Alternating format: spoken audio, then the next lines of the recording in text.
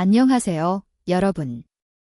오늘은 동양 철학의 핵심이자 자연과 인간, 그리고 우주의 조화를 설명하는 중요한 사상인 음양오행설에 대해 깊이 있는 이야기를 나눠보려고 합니다. 음양오행은 단순히 고대의 철학적 개념에 머무르지 않고 우리의 일상과 문화, 심지어 현대 과학적 사고에도 영향을 미치고 있는 흥미로운 주제입니다. 이 시간 동안 음양오행이 무엇인지, 어떻게 발전해왔는지, 그리고 우리의 삶 속에서 어떻게 작용하고 있는지를 차근차근 풀어보겠습니다.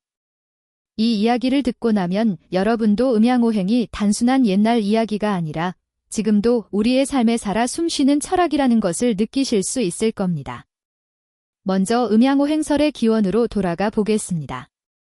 음양오행은 중국 고대 철학에서 비롯된 사상으로 우주와 자연의 원리를 설명하려는 시도에서 시작되었습니다.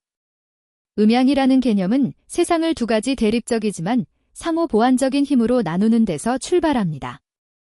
예를 들어 낮과 밤, 해와 달처럼 서로 반대되는 두 요소가 끊임없이 상호작용하며 조화를 이루는 것이 바로 음양입니다.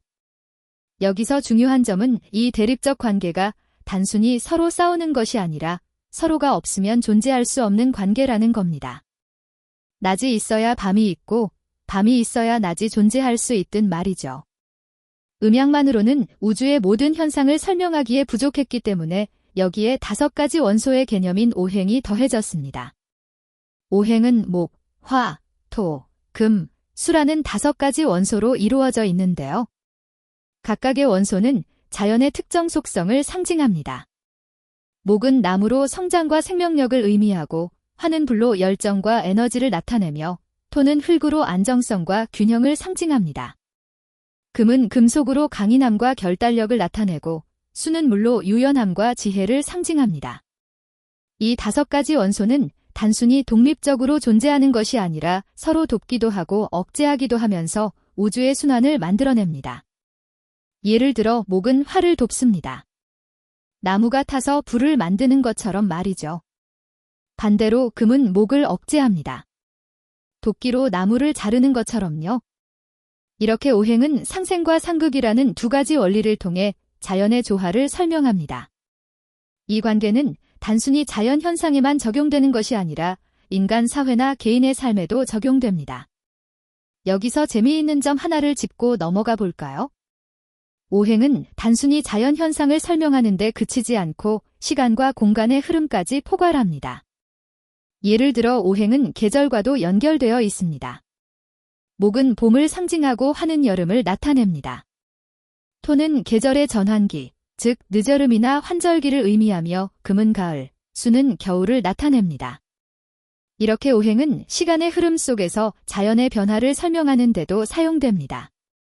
음양오행설은 단순히 철학적 사유에 머물지 않았습니다.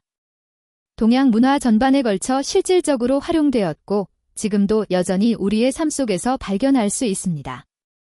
예를 들어 주택을 설계하거나 방의 배치를 결정할 때 음양오행의 원리가 사용됩니다. 남향집이 좋은 이유도 양기를 잘 받아들일 수 있기 때문이라고 하죠. 또한 음식에서도 음양오행을 찾아볼 수 있습니다. 중국 요리를 예로 들면 5가지 맛인 단맛, 신맛, 쓴맛, 매운맛, 짠맛을 조화롭게 배치하려고 노력합니다. 이는 단순히 맛의 균형을 맞추는 것을 넘어 몸의 건강을 유지하기 위한 전통적 지혜라고 할 수 있습니다. 동양의학에서도 음양오행은 중요한 역할을 합니다.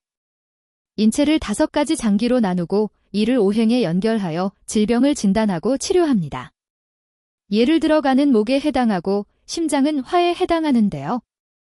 이러한 연결고리를 통해 몸의 균형을 맞추고 치유하려는 접근법이 바로 동양의학입니다. 음양오행설은 예술과 문화에도 깊이 스며들어 있습니다. 한국 전통 회화인 십장생도를 보면 자연 속에서 조화를 이루며 영원히 살아가는 동물들과 풍경들이 등장하죠.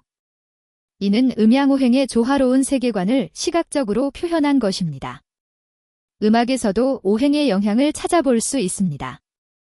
동양 전통 음악에서는 5가지 음계가 오행에 대응되어 사용되었는데요. 이는 단순히 음악적 아름다움을 넘어서 자연과 인간의 조화를 표현하려는 시도였습니다. 또한 문학에서도 음양오행은 중요한 주제로 등장합니다. 고대 중국이나 한국의 시문에서는 자연현상을 음양오행으로 비유하며 인간 삶의 이치를 표현하곤 했습니다. 예를 들어 봄에는 목의 기운이 강해지고 여름에는 화의 기운이 강해진다는 식으로 계절 변화를 설명하며 삶과 죽음, 성장과 쇠퇴 같은 주제를 다뤘습니다. 종교와 민속신앙에서도 음양오행은 빼놓을 수 없는 요소입니다. 불교에서는 5가지 원소를 인간 내면의 심리적 상태와 연결하여 마음을 정화하고 깨달음을 얻으려 했습니다. 민속신앙에서는 오행을 바탕으로 운세를 점치거나 풍요와 안녕을 기원하는 의식을 행했습니다. 그렇다면 현대사회에서는 어떨까요? 오늘날에도 음양오행은 다양한 방식으로 활용되고 있습니다. 디자인 분야에서는 색상이나 형태를 구성할 때 음양오행의 원리를 참고하여 조화로운 작품을 만들어냅니다. 또한 심리학이나 경영학에서도 인간관계나 조직 구조를 분석하는 데 음양오행의 틀을 활용하기도 합니다. 예를 들어 현대 경영학에서는 조직 내에서 사람들의 성향이나 역할 분담에 오행적 사고방식을 적용하기도 합니다. 어떤 사람은 목처럼 성장과 창조성을 중시하고 어떤 사람은 금처럼 결단력 있고 체계적인 역할을 맡습니다. 이런 식으로 조직 내 균형과 효율성을 높이는 데 사용되기도 하죠. 결국 음양오행설은 단순히 고대 철학에 머무르지 않고 우리의 삶 속에서 살아 숨쉬고 있습니다. 이는 자연과 인간 그리고 우주의 조화를 이해하고 이를 우리의 삶에 적용하려는 지혜라고 할 수 있죠. 여러분도 일상 속에서 음양오행의 원리를 찾아보고 이를 통해 더 나은 삶을 만들어보는 건 어떨까요? 오늘 이야기가 여러분에게 새로운 통찰과 영감을 주었기를 바랍니다. 감사합니다.